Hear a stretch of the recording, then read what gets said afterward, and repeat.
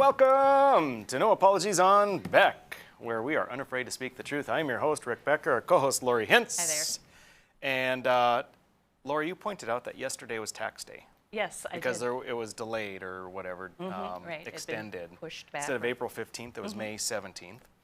And that was not significant to me because I still need an extension anyway.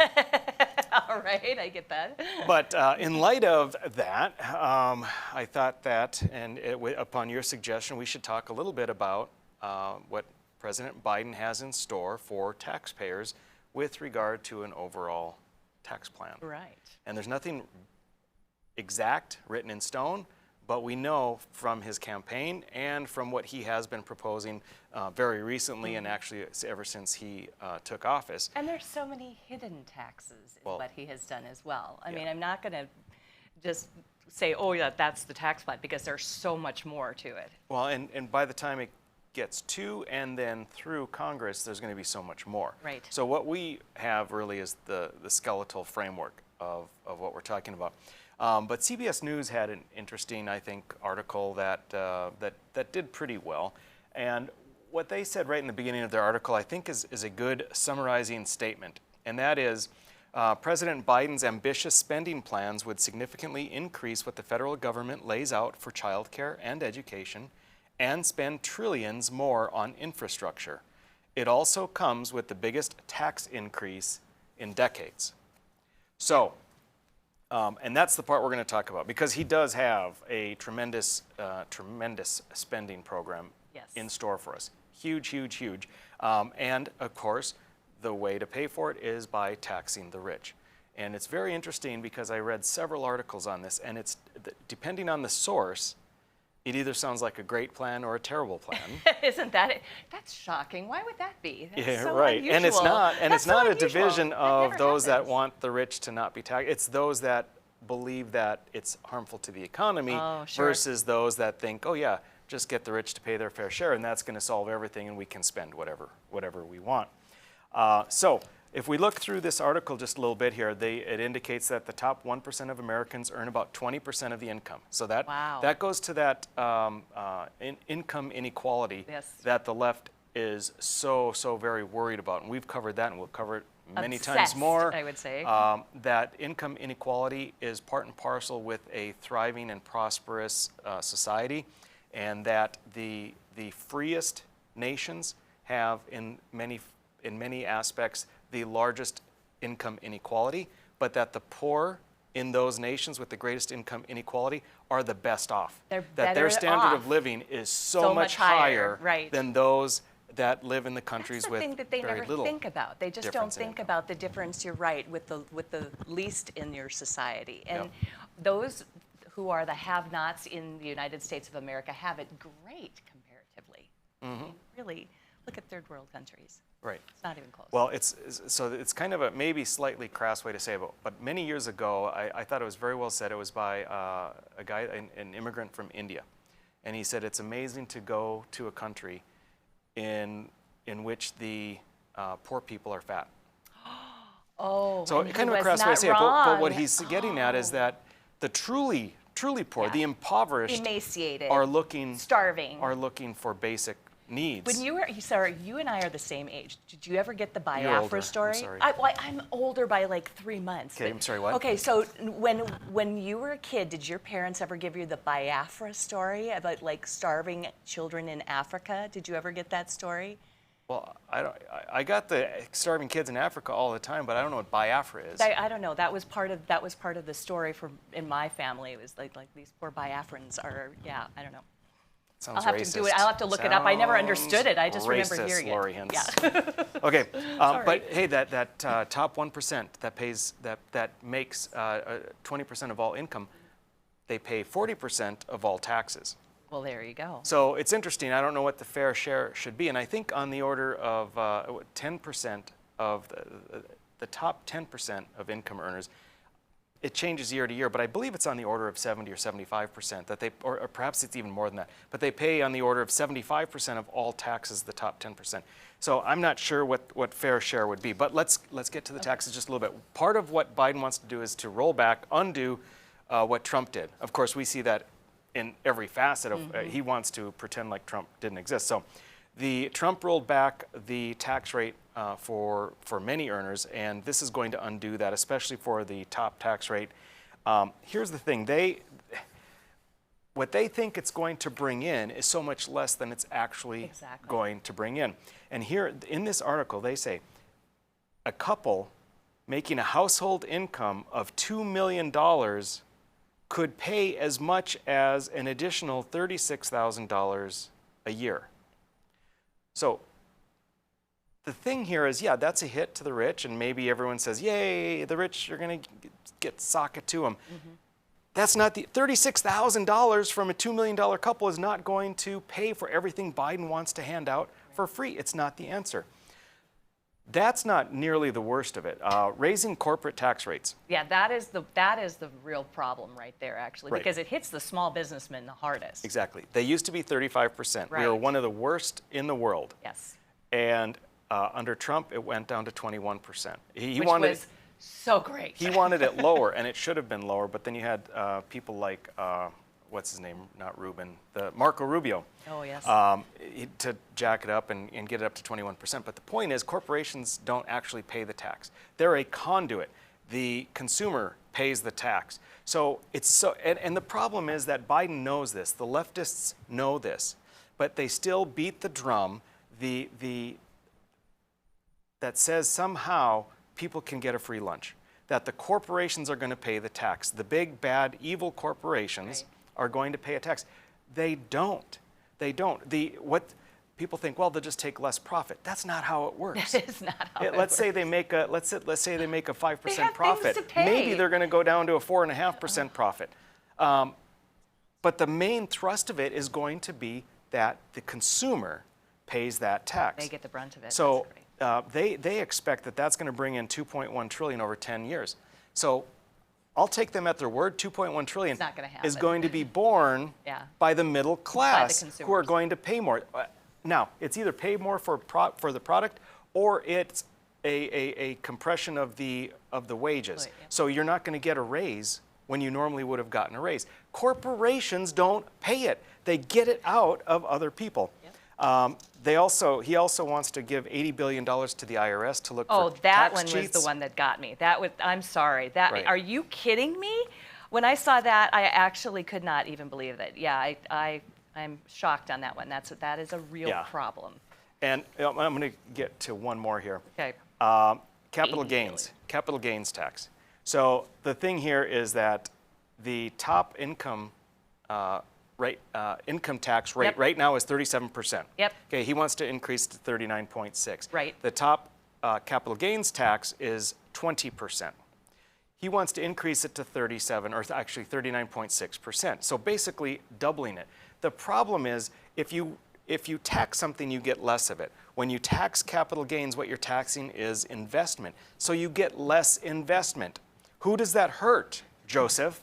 That hurts the average American citizen. It hurts the economy. Right. So doubling the capital gains tax is a horrible, horrible idea. You can add into that the Medicare tax that he wants, and also repealing the step-up basis, essentially a second death tax as well. Yeah. Oh, right.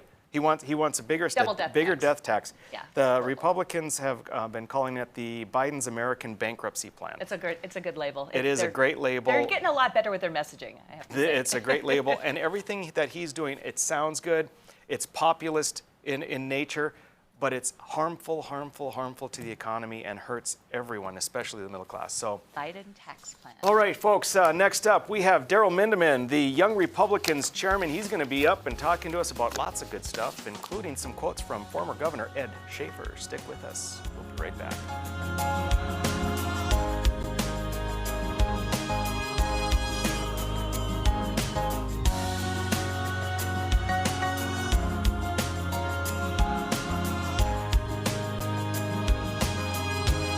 When you can't find answers to your recurring health challenges, it can feel like your health and your future are being held hostage.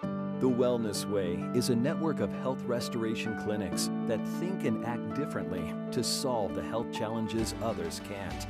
Here, we disrupt the standard approach to care through a combination of testing, individual plans, and one-on-one guidance, putting your health and your future where they belong, in your own hands. 40 years ago, Aero Service Team started with one truck and lots of hard work. Times may have changed, but the hard work that we put in to get your lives back in order after fire, water, and disaster hasn't. Over the years, we've seen so many families lose their belongings due to water and fire damage. Restoring homes back to the original state has made every hour of hard work well worth it. Thank you for trusting our family with yours. When disaster strikes, you only have to make one call. Aero Service Team does it all. It's every American's right to bear arms. At Mandan Sporting Goods, we're here to help you support your Second Amendment rights, which reads, a well-regulated militia being necessary to the security of a free state, the right of the people to keep and bear arms shall not be infringed. Whether you're looking for a pistol for personal defense or collector gun, we have the staff to help you. We also have the area's largest inventory of ammo and reloading supplies. Mandan Sporting Goods, the area's local gun and ammo specialists. 40 years ago, Aero Service Team started with one truck and lots of hard work. Times may have changed, but the hard work that we put in to get your lives back in order after fire, water, and disaster hasn't. Over the years, we've seen so many families lose their belongings due to water and fire damage. Restoring homes back to the original state has made every hour of hard work well worth it. Thank you for trusting our family with yours. When disaster strikes, you only have to make one call. Aero Service Team does it all. Every great pizza has a secret. At New York To Go, that secret lies in our perfectly recreated New York water, the key ingredient to making our signature New York-style pizza. We also feature gyros, with the region's only gyro meat spit, plus Nathan's hot dogs, calzones, and our delicious jumbo buffalo wings. Try a 14-inch or our special giant 20-inch pizza tonight. You gotta know how to fold them if you want to hold them. New York To Go, we deliver for you. Join us May 22nd as we take on the Northern Arizona Wranglers for Senior Scholarship Night. Every student deserves an opportunity. Help us help our students. For more information, visit bismarckbucks.com/scholarship or call 701-595-0771.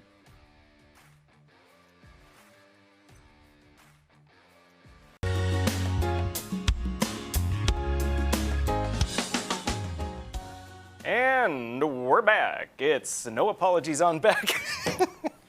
That was hilarious. Yeah, thank you. Thank you very much. You know, the radio personality, I'm giving it my all, baby, giving it my all. Stuff. That is so nasty. Oh. Yeah. So we're here with Daryle Mindeman, who is the chairman of the North Dakota Young Republicans, and it's a pleasure to have you on. Thank you for agreeing to be here. Yeah, thanks, Rick. I'm happy to be here. Yeah. So let's just jump right into it. So you indicated that you have an accounting background. I do, yes. And so you were intrigued by listening to what we were saying, maybe chomping at the bit to get in. So right. give us your thoughts on that Lots previous segment, and let's go from there. Yeah, so lots of thoughts on that. I just finished a busy tax season. I mean, the 17th was actually really nice to have a little bit more time this year to not have to worry about the deadline and the extensions. So it was okay, you know, but it does extend it, so we'll be working on into the summer. But a couple of things you mentioned there. You talked about potentially with the new Biden plan getting rid of the stepped-up basis. Mm-hmm. And just this year especially, I've really focused on working on estates and trusts. So looking at a lot of that, and it would be just astronomical. I mean, if that happened, then you almost couldn't afford to die more than you already can't. So aside from funeral costs and everything like that, what happens to your inheritance? You know, it's just gone. Yeah. And there's so many kids, just good young people that are able to inherit some of that and really be able to then invest it into their generation, the next generation. Mm-hmm. And it's because they don't have to worry about restarting that equity. They have that equity there with the stepped-up basis. So that's huge. That was a big one. And then capital gains. I mean, what is conservatism but working class people right now? I mean, it's people who are working in America, and this is what it's founded on. So if the capital gains tax really was to go up a lot, we would see people who are into real estate, right? That's a big thing right now for young people, especially my age, working on rolling that over. And that's kind of where it gets you. You can't avoid that. But if that increases, then, you know, what do? Investing just gets a little bit harder at that point. Sure. And, you know, you're investing money that was already taxed. Right. And so if you do something good with it, and if you're lucky, you take the gambles and you do this and that, what you're doing is creating more value, more worth for the community, really, right, in right. one way or another. Huge. Because no matter what, it's all sort of there's an aggregate component to it, and so the idea that you're penalized, in essence, being taxed if you increase the value of something is just counterintuitive, I think. Right. And just a point you made there, it's helping the community, right? And that's where we look at when you have more people getting into investing through assets, right? Things that are liquid. That really, the whole concept of tax is, it's almost, you could say, I like to say, it's a penalty for not incentivizing your spending the right way. So it's really, you want to report everything right, but it all goes back to how you are incentivized to stimulate the economy. So with real estate, you're providing housing for people, and that's something that somebody can get into without having to be just astronomically rich. So looking at paying taxes, right, coming back to that, you want to be able to properly stimulate the economy and then show that you're doing that, and that's, you know, that's the right way to do it. But if you have to worry about extra taxes, then it just gets a lot harder. Yeah, I think it's going to be, now, do you think it's going to pass the Senate? Well, it's hard to say. I mean, you know, in my career with the Trump plan even, there was so much that was unsure. And people ask me, I mean, even this week, oh, what's this, child tax credit, everything, all that. And there's a lot of things we just don't know. I think a lot of people are under the assumption that when you work with CPAs or with accountants, that the IRS is feeding them specific information, right? That's not how it works. We don't have a direct line to the IRS, so it's not like, you know, of course Congress has to pass everything, and then it has to really go through the IRS to become the code. And you know, we get the books, and we read all that, I mean, that's our job. But until it's in print, it's really just up in the air. We can interpret it, but we don't know what it's going to be. Let me put you on the spot for just a second, and I'm sorry to do this to you, but because I think it's going to pass, because it'll go through reconciliation, and they won't. And Joe Manchin's already said he's going to be on board with most of this stuff. So when can it take effect? Because my understanding is it doesn't necessarily only take effect after the January 1st. That it could be still sometime in 2021. Does that sound accurate to you? Do you have any knowledge of that? Yeah, it's really up in the air as far as my understanding of that. But I think, you know, we don't always see things being retroactive. It usually is moving forward, or it'll be like the next year, right? So it's always looking forward, and then of course things change and get repassed, right? Something else changes. But you know, I think we're doing okay right now. It's hard to kind of plan for the future, but if that were to be the case, you'd really want to look at what you're doing now in order to how it would be influenced, you know, if that works out. So let me delve into a little different topic, because you're a money man, so or you're a numbers man, I guess. Right, numbers guy. He's you're a numbers guy. A numbers dude. We had been talking previously on the show about concerns regarding inflation and all of this fake money situation going on. What are your thoughts on that? Do you foresee inflation, or do you think this is the new normal? It's a great question to bring up. I think everybody is going to experience it. You know, even now we see what's happening. It kind of really comes back to some of that stimulus money. We look at how the economy is being pumped up by really essentially printing more money that, you know, you've talked about yourself. Who's going to pay it back, right? What are we going to do about that? I wanted to comment. I have a statistic here looking at just the CPI. So it's the measure of the average change of the price of goods over time. Has some statistics. St. Louis Fred's a great resource for that. And just looking at the food cost for 2019, it was a 1.8% increase, so year over year. And then looking at 2020, it was a 3.9% increase. Wow. And we actually haven't seen it that high since 2011. So I mean, more than doubled, right? It's basically 2.1%. So, you know, we don't see altogether inflation overall, but looking at those smaller areas that are necessary, so it'd be like the food and utilities, things that everybody... Gasoline, anyone? Right, yeah, exactly. So things that everybody uses, especially North Dakota, right, with our economy. So those are the things that are being hit right now. The data is clear that, you know, it's already happening in a smaller scale. You can't get away from it. It's not like when you talk about real estate, it's not just in that business, it's food, you know, the shortage. I mean, everything there is causing, so I think we're already seeing inflation. The question is whether it's transitory, as the Fed says, so we're just in a temporary situation, or whether it's going to be prolonged. Well, and we saw that with the stimulus. There's always more, right? Where does it come from? So eventually, I think it's going to catch up to us. I think that the stimulus checks actually killed so much employment, because there are so many businesses right now who are still really, really suffering and trying to hire people, and they just can't, because people, there's a new racket I have now heard about where basically you act like you're looking for a job, you turn in a form, you give it to them that says that you keep collecting your money so you don't have to go back to work. And it's horrendously overdone at this point, where people just are not going to work. Yeah, They've so many ruined facets.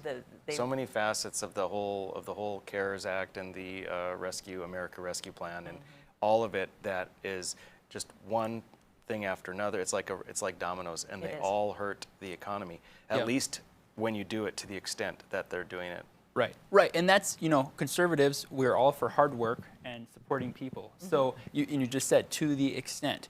We did have, we had this in place already. We have job service, right, the insurance with that. So there's already programs, but essentially what we're looking at is increasing the welfare state. Absolutely. And that's never a good thing. Never. So it's that's almost a one-way street. No, exactly right. There's no going back, right? Yeah, so we're incentivizing not working, in the sense that it's almost harder to make the choice between, do I find a job, you know, good job like I want to, or do I go on unemployment where I'm making more money because of the boosting there? We shouldn't have to make we shouldn't have to make that choice as conservative Americans, especially in North Dakota. Yeah, absolutely true. Such good All stuff. right, good stuff. Folks, we are going to be back, another segment with Daryle Mindeman, and we're going to be talking about some quotes that former Governor Ed Schaefer has made, and we think that maybe he's misunderstanding something. So we'll be right back.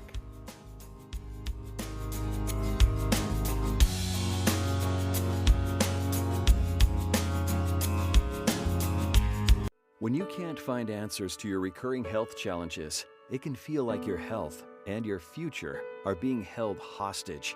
The Wellness Way is a network of health restoration clinics that think and act differently to solve the health challenges others can't.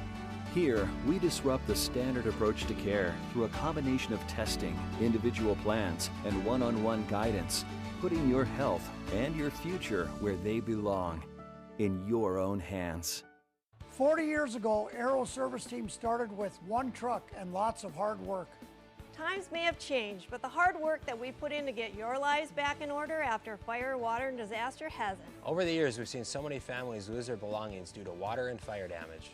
Restoring homes back to the original state has made every hour of hard work well worth it. Thank you for trusting our family with yours. When disaster strikes, you only have to make one call. Aero Service Team does it all.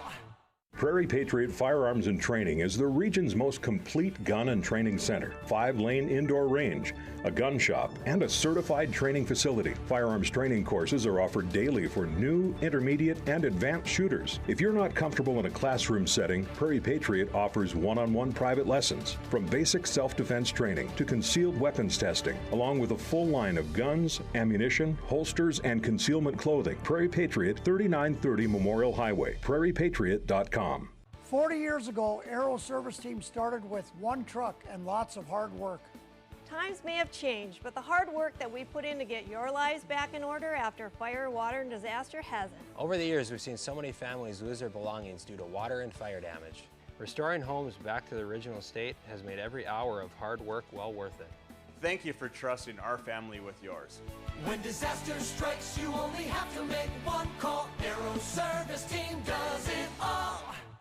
Every great pizza has a secret. At New York To Go, that secret lies in our perfectly recreated New York water, the key ingredient to making our signature New York-style pizza.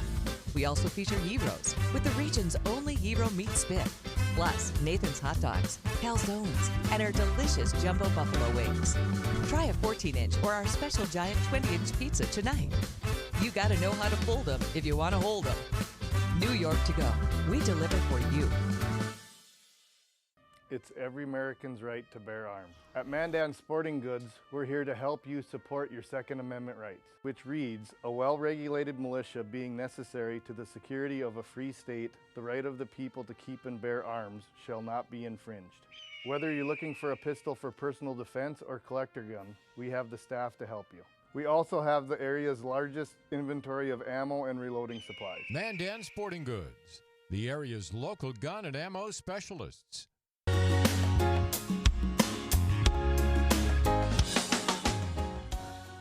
We're back, we're back, we're back. It's No Apologies on Beck, your after-hours oasis of sanity. I'm your host, Rick Becker, co-host over in the blue. No, the other blue. Oh, guest, that's Lori Hintz, and our guest at the moment, Come on, lady. Daryle Mindeman, chair of North Dakota Young Republicans. That's how I introduced you, so I suppose we should talk about Young Republicans. I was there when he got elected, which was really cool. I was there at the convention, which was it's always an honor. I have one of those really cool wooden name tags too, and I'm telling you that is styling. That's one of my favorite things. And I love going to the YR stuff because you all are so energetic, you're so fun to be around, you're so hardworking. That is my favorite thing about the YRs. Thank you, Lori.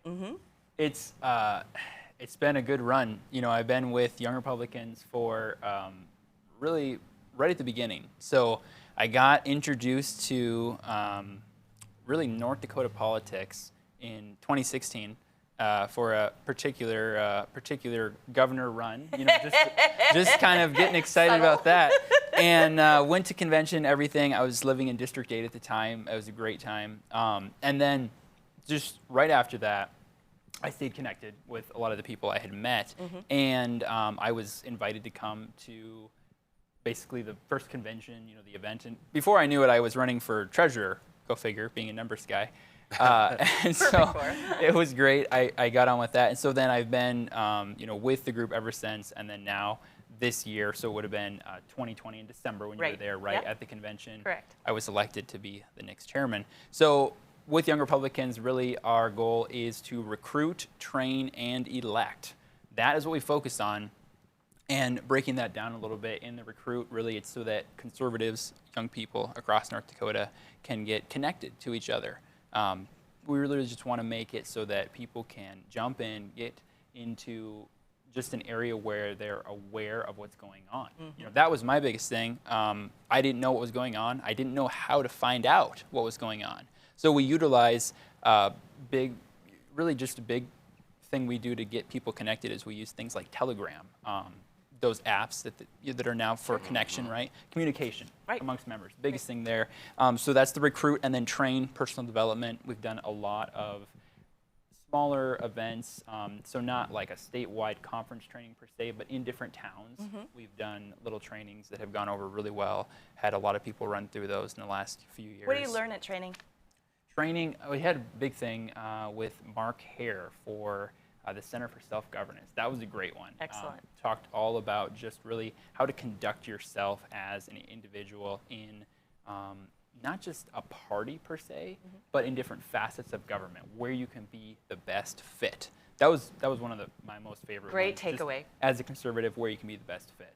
So then elect, right? So that's the third facet, just campaigning. So one of the most recent ones, we had like Grant Christensen in District 24, you know, for the House this year, and he was voted, first year rookie, all that, just a fun thing. So it's exciting to see everyone go on and do that. And then what my role is, I get to facilitate. So as the chair, right, people kind of look to me to not just be there. I don't be there every time. We have a great team that shows up whenever events happen, but I'm the guy that facilitates, and that's really one of my gifts.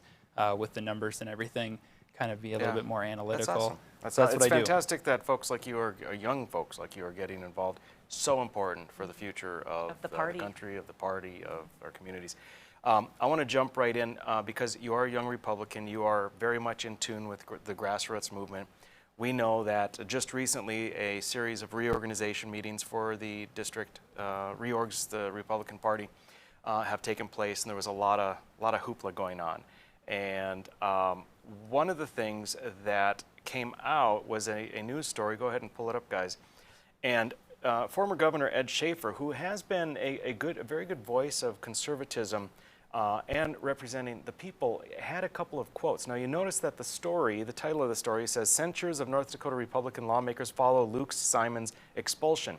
Now that's only part of the story. The very first couple of Republican lawmakers to be censured, and by the way, censured is kind of just a slap on the wrist, a vote of no confidence. It doesn't actually change anything, but it sends a message. Right. But many of the censures that took place were either not related to Luke Simon's expulsion or were only partially related, or in part due to that, they included voting records. And what the governor said there is, as he's quoted, what it seems like they have done is they have gone into district meetings and tried to punish the people who voted differently than they wanted them to. That's inappropriate, Schaefer said. Their tactics are ruthless and they're inappropriate, and it takes away from the very thing that they ought to be standing for.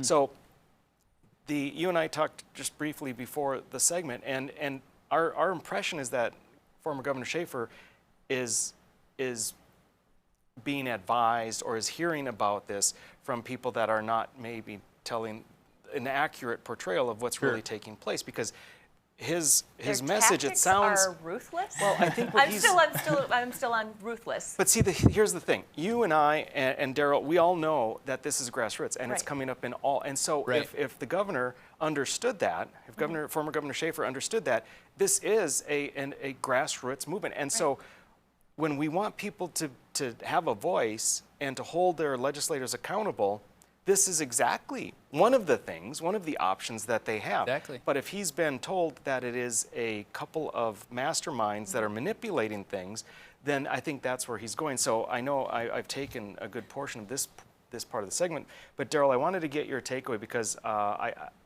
this, I think, exemplifies the problem we have in communicating where the dissatisfaction is, and that it lies with the people of North Dakota, not with a couple of troublemakers. Sure. Yeah, a couple of things. You hit on really a lot of great points there.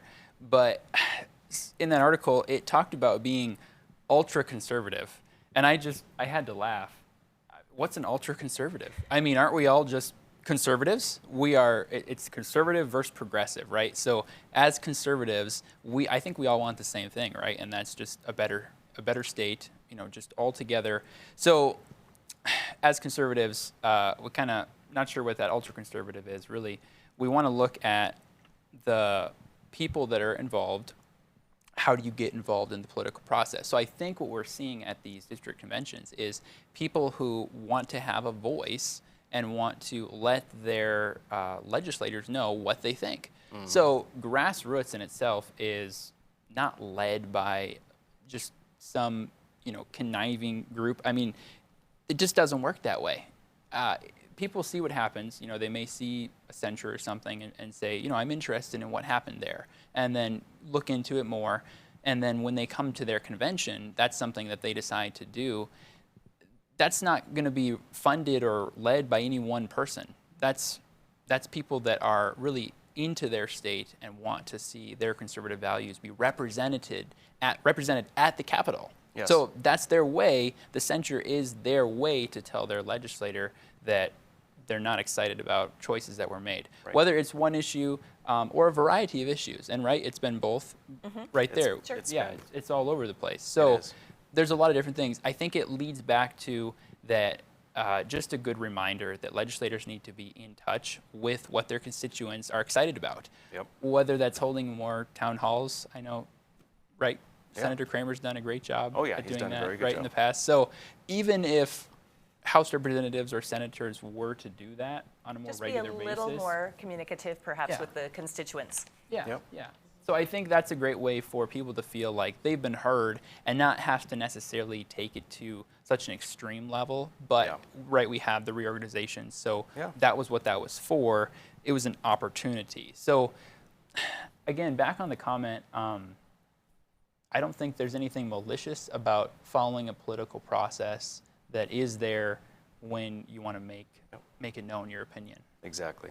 All right, well said. You know, the other thing I will say is that when you're reading anything in mainstream media, conservative, someone who's a conservative talks the talk, but someone who's an ultra-conservative walks the walk. That's the that's truly the only difference according to media. There you go. Anyway, folks, Daryle, it's been a pleasure having you. We are going to be back. We've got mailbag and a little something extra for you, so stick with us.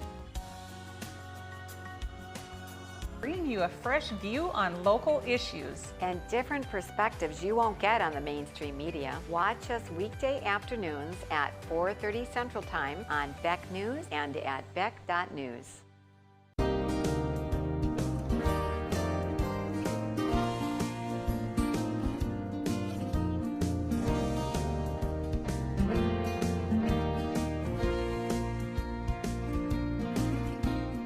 When you're buying windows, make sure you're comparing apples to apples. Hi, I'm Jesse with the Window Source. We only sell you the best windows and doors for the best price. Call the Window Source. Just because you pay less doesn't mean you get less. If you don't know what's going on in education in this country, then you don't know what's going to happen in the future of this country. And it's important. I'm Dr. Duke. And I'm Katie. Watch the Dr. Duke Show weekdays at 4 p.m. Central Time on Beck TV. Every great pizza has a secret. At New York To Go, that secret lies in our perfectly recreated New York water, the key ingredient to making our signature New York-style pizza. We also feature gyros, with the region's only gyro meat spit, plus Nathan's hot dogs, calzones, and our delicious jumbo buffalo wings. Try a 14-inch or our special giant 20-inch pizza tonight. You gotta know how to fold them if you want to hold them. New York To Go, we deliver for you. It's every American's right to bear arms. At Mandan Sporting Goods, we're here to help you support your Second Amendment rights, which reads, a well-regulated militia being necessary to the security of a free state, the right of the people to keep and bear arms shall not be infringed. Whether you're looking for a pistol for personal defense or collector gun, we have the staff to help you. We also have the area's largest inventory of ammo and reloading supplies. Mandan Sporting Goods, the area's local gun and ammo specialists. Hello, I'm Mike Lindell, inventor of MyPillow. Thanks to your support, you've helped make MyPillow become one of the fastest growing companies in America. Over the last 12 years, you've helped MyPillow create thousands of jobs right here in the USA. When I got MyPillow, I'm asleep almost immediately. I stay asleep at night and I wake up more well-rested in the morning. That's why I invented MyPillow. My patented fill adjusts to your exact individual needs and helps keep your neck supported and aligned. I'm interrupting this commercial right now. Retailers have canceled MyPillow, and to thank you for your support, I'm going to pass the savings directly on to you. Go to MyPillow.com right now to get deep discounts on all MyPillow products. For example, you can get my premium MyPillows, regularly $69.98, now just $29.98, the lowest price ever. For the best night's sleep in the whole wide world, visit mypillow.com.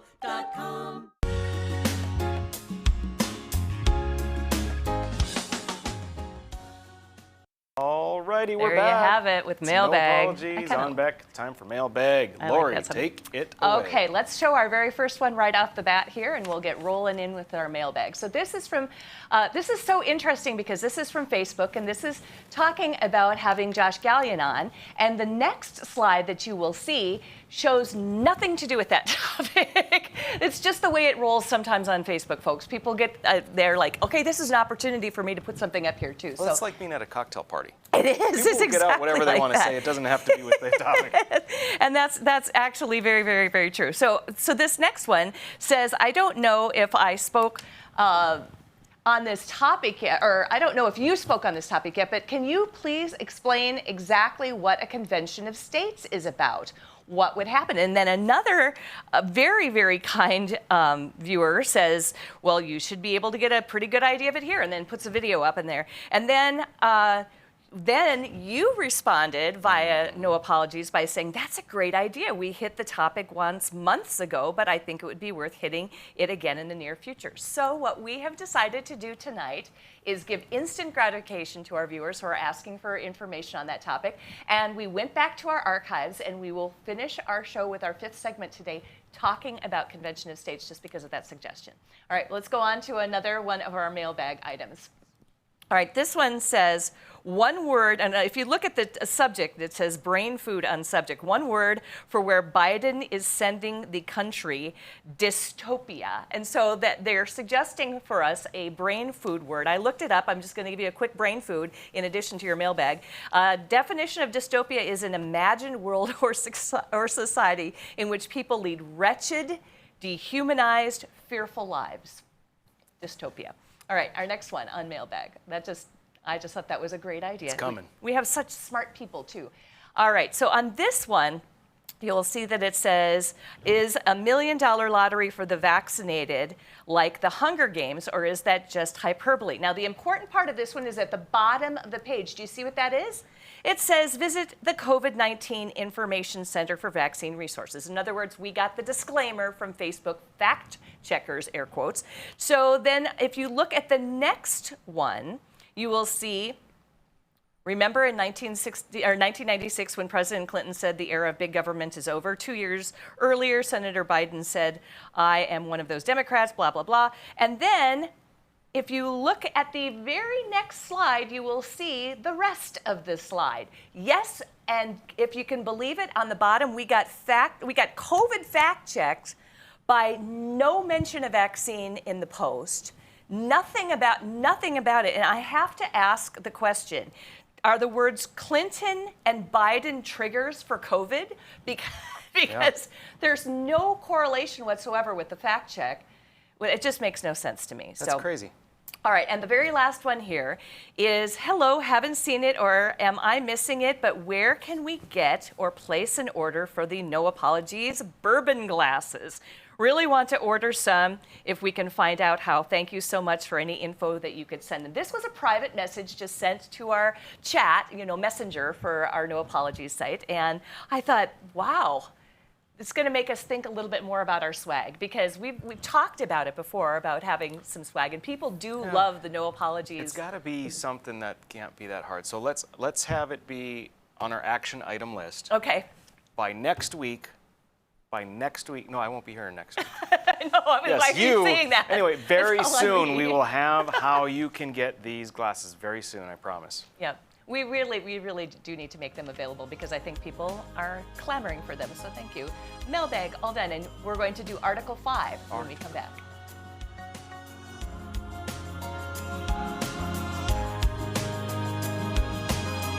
When you can't find answers to your recurring health challenges, it can feel like your health and your future are being held hostage. The Wellness Way is a network of health restoration clinics that think and act differently to solve the health challenges others can't. Here, we disrupt the standard approach to care through a combination of testing, individual plans, and one-on-one guidance, putting your health and your future where they belong, in your own hands. 40 years ago, Aero Service Team started with one truck and lots of hard work. Times may have changed, but the hard work that we put in to get your lives back in order after fire, water, and disaster hasn't. Over the years, we've seen so many families lose their belongings due to water and fire damage. Restoring homes back to the original state has made every hour of hard work well worth it. Thank you for trusting our family with yours. When disaster strikes, you only have to make one call. Aero Service Team does it all. Spas, etc. Yeah. You've come to know and trust us for over 18 years with the largest selection and showroom in Western North Dakota for our beautiful Sundance spas. Plus, you could pick out your next home experience with our selection of pool tables, shuffleboards, and fun accessories. Spas, etc. Your relaxed Convention on Main and Bismarck. 40 years ago, Aero Service Team started with one truck and lots of hard work. Times may have changed, but the hard work that we put in to get your lives back in order after fire, water, and disaster hasn't. Over the years, we've seen so many families lose their belongings due to water and fire damage. Restoring homes back to the original state has made every hour of hard work well worth it. Thank you for trusting our family with yours. When disaster strikes, you only have to make one call. Aero Service Team does it all. Every great pizza has a secret. At New York To Go, that secret lies in our perfectly recreated New York water, the key ingredient to making our signature New York style pizza. We also feature gyros with the region's only gyro meat spit, plus Nathan's hot dogs, calzones, and our delicious jumbo buffalo wings. Try a 14-inch or our special giant 20-inch pizza tonight. You gotta know how to fold them if you want to hold them. New York To Go, we deliver for you. It's every American's right to bear arms. At Mandan Sporting Goods, we're here to help you support your Second Amendment rights, which reads, a well-regulated militia being necessary to the security of a free state, the right of the people to keep and bear arms shall not be infringed. Whether you're looking for a pistol for personal defense or collector gun, we have the staff to help you. We also have the area's largest inventory of ammo and reloading supplies. Mandan Sporting Goods, the area's local gun and ammo specialists.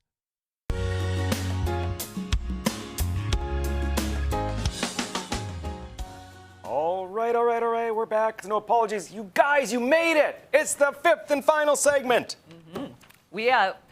Those of you who missed number 4 of our segments, they probably will have to explain again, but one of our viewers suggested a topic for us because they were curious about the Convention of States, Article 5 Convention of States. And so therefore, we went back into our archives and I figured out that it was January 27th when we covered the Convention of States last time, and we had 2 fantastic guests. So let's roll the first one. Welcome back to No Apologies on Beck. We are going to start one of 2 segments right now about Article 5, the Article 5 Convention. Article 5 is in the Constitution, and it refers to the method by which the Constitution may be amended. We have with us constitutional scholar Robert Brown. Thank you very much for being here. Thank you for having me. I guess for our viewers, help set the table here a little bit. Sure. Article 5.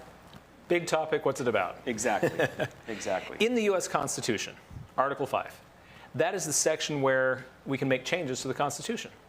And there are 2 ways outlined in Article 5. The first one is the only one we've ever used. Congress proposes amendments, they go out to the states for ratification. The second route is known as the Article 5 Convention, when 2/3 of the states' legislatures apply to Congress for a convention. Congress calls a convention, the convention then proposes amendments, they get sent out to the states for ratification. So that's the general topic. Yep. And across the country, there are a number of different groups that feel like maybe right now is a time to use it, maybe make some changes to the Constitution, various amendments being suggested that could be proposed at the convention. And other groups, including myself, saying, I'm not so sure that's a great idea, especially in today's political environment. And so I'm in town today, coming up for tomorrow a hearing, inviting state legislators in North Dakota to repeal their applications to Congress for an Article 5 convention. Yeah, I'll make sure, because it's so unfortunate. This should be, we should have an hour, We could do not an 10 hour, minutes. easily.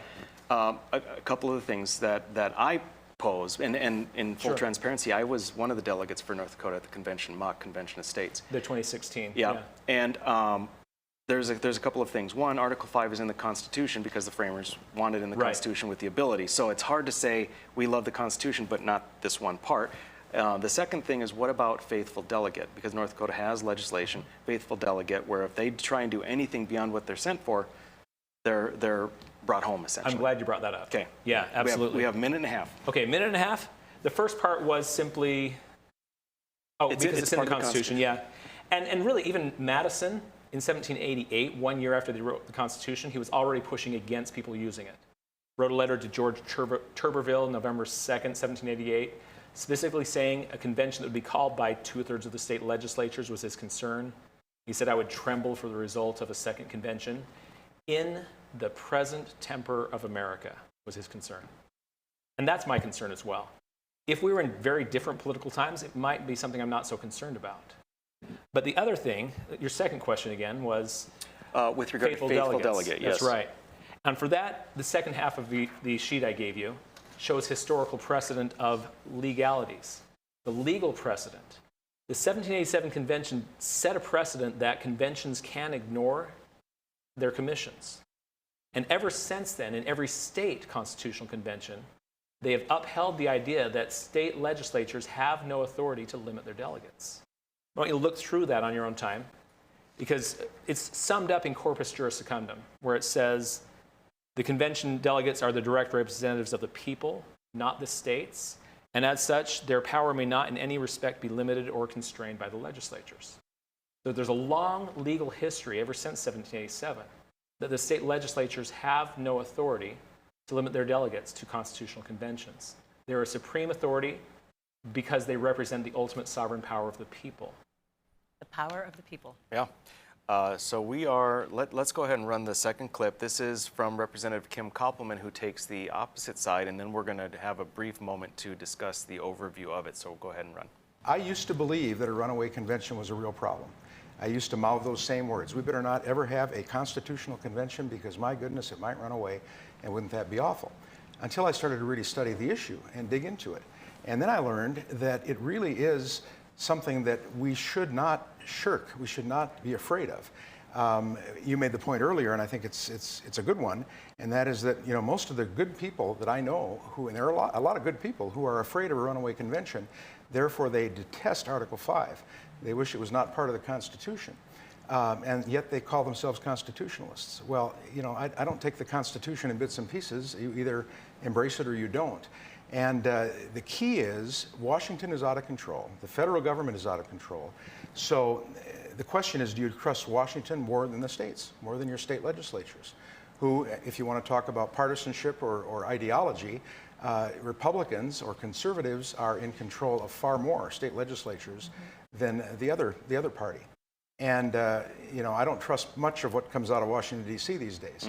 So, and even George Mason at the Constitutional Convention said that it must be necessary for the states to be able to amend the Constitution without involving Congress, because it might be congressional misdeeds they're trying to rectify. Hence Article 5, giving the states the power to rein Congress in, to rein Washington in. And that's really what it's about. So the question of the runaway convention, what do we do about that? I don't poo-poo that objection or that concern, because I know people that hold it are very sincere and make some good points. So then I take a step back and say, okay, if the concern is a runaway convention, how can we prevent that? How can we build a firewall against that possibility? And most folks who do not like Article 5, who don't want it ever to be used, won't have that conversation because they simply don't want it to ever happen. And the fact of the matter is, at least 16 of the 27 amendments to the Constitution resulted from pressure from the states. Not always an Article 5 call, but some other kind of pressure from the states to do something, including the Bill of Rights. Now, I think it's a good idea that we have freedom of the press and freedom of religion and the right to keep and bear arms, and a lot of the things that we prize are in those first 10 amendments to the Constitution, not the original Constitution. And the states put the pressure on the federal government, on Congress, and Congress proposed the Bill of Rights. Had they not done it, I think history is pretty clear, the states would have done that. Sure. And the reason an Article 5 convention has never been held is because Congress watches what the states are doing. And as soon as they start clamoring, a requisite number, a critical mass, starts clamoring for a particular amendment, Congress says, here's your amendment, see if you can get it ratified, and sends it out to the states. Yeah. So that was a very good show where we had those two, I would say, experts. So for those of you that are kind of like, what the hell is going on here? Well, maybe you should have prefaced, but the viewer who asked about Article 5, and to kind of go over that again, Article 5 is when you bypass Congress and say, we're going to have a convention, and we are going to look at an amendment or a group of amendments. People are saying we should have an Article 5 convention for a balanced budget amendment. Others are saying for a term limits amendment, and then others are saying more. I would like to get rid of the 16th Amendment for income tax and the 17th Amendment for a voting for senators. But the point is that there's a strong divide between whether that's a good idea or a bad idea. And I was just in Washington, D.C. a week or so ago with 40-some other state, very liberty, Constitution-minded state legislators. And we were sitting in the hotel lobby and late at night, and what were we discussing? The pros and cons of an Article 5 convention. Really? Oh, big division, concern about runaway versus the concern about our without doing anything, our Constitution is going away no matter what. So what can we do? What's the best way to handle it? So this is an ongoing, very, very strong debate. No, that was a really good suggestion to even bring it up too. And the wording of it is the Congress, whenever 2/3 of both houses shall deem it necessary, shall propose amendments to this Constitution, or on the application of the legislatures of 2/3 of the several states, shall call a convention for proposing amendments, which in either case shall be valid to all intents and purposes as part of this Constitution. When ratified by the legislatures of 3/4 of the several states, or by conventions in 3/4 thereof, as the one or the other mode of ratification may be proposed by the Congress, provided that no amendment which may be made prior to the year 1808 shall in any manner affect the first and fourth clauses in the 9th section of the first article, and that no state without its consent shall be deprived of its equal suffrage in the Senate. I think that the strongest argument for it is to say, if we don't do anything, we have lost our Constitution.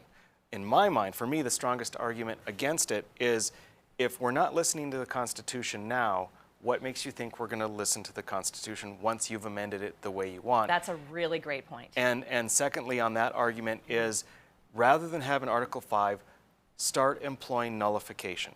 Like we've done with Second Amendment, we have a Second Amendment preservation bill. We are ignoring any unconstitutional, what we deem unconstitutional laws for Second Amendment rights. So it's so interesting. It so is. very interesting. Yeah. It's a great topic, and so thank you, our viewer, for bringing that up. That was very, very kind. So. All right, well, it was fun. Yeah, I know. We've had, so it flew by today. So we, I'm just going to say we have a select few surprises to discuss tomorrow night. So join us tomorrow night. No apologies on Beck. We will be here.